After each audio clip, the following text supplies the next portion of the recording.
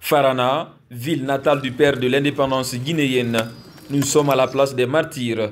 Tout d'abord le cérémonial de prise d'armes, ensuite les salutations avant le dépôt de la gerbe de fleurs. La fête de l'indépendance nationale est un moment solennel pour tout le peuple de Guinée à se remémorer aux luttes et aux sacrifices consentis par nos pères fondateurs, ces hommes et femmes courageux qui ont affronté des adversités les plus féroces pour nous apporter la liberté. Grâce à eux, aujourd'hui, nous vivons dans cette liberté. C'est le moment solennel pour nous de penser à eux et de les mettre dans nos prières pour que leur âme repose en paix. On a reçu les consignes de prendre toutes les dispositions pour organiser une bonne prise d'armes en vue du dépôt de la gerbe de fleurs et également de veiller sur la sécurité de la ville. Donc la fête de l'indépendance nous anime d'un sentiment de fierté et de joie qui concerne toute la Guinée. Ce 2 octobre 2025 est aussi marqué par des lectures du Saint-Coran.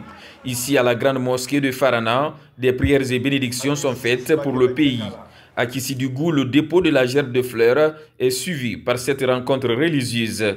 Des sacrifices et lectures du Saint-Coran également ont ponctué la cérémonie. On a fait cette lecture du Saint-Coran en faveur de la paix dans le pays, pour le développement et surtout pour le président de la République. Le 5 septembre 2021.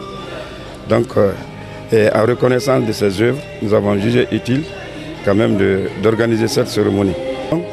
De loin, nous venons de traverser une étape très cruciale, celle qui est le référendum. Un message de joie et de bénédiction, de prière pour le pays, pour CNRD et son président, M. Mamadi Doumbouya. Que Dieu le protège et que Dieu lui donne vie. Ce que je peux dire à la population de Kissidougou, c'est de conserver la paix, l'unité et la cohésion nationale. Dans la ville sainte de Dingiraï, le rendez-vous est aussi décisif à la mosquée historique d'El Hadj Oumar Tall. Ici, calife et responsables religieux bénissent pour la nation guinéenne. Ministre secrétaire général des affaires religieuses Elhadj Karamo Diawara, on vient d'exécuter ces instructions à la lettre pour bénir pour la Guinée et les Guinéens pour accompagner avec des prières. Et cette fête, dans sa partie protocolaire, s'est déroulée à la place de la préfecture à travers la montée solennelle des couleurs, revue des troupes constituées et puis la pose de gerbes de fleurs. Dans le centre géographique du pays, nous sommes à Daboula.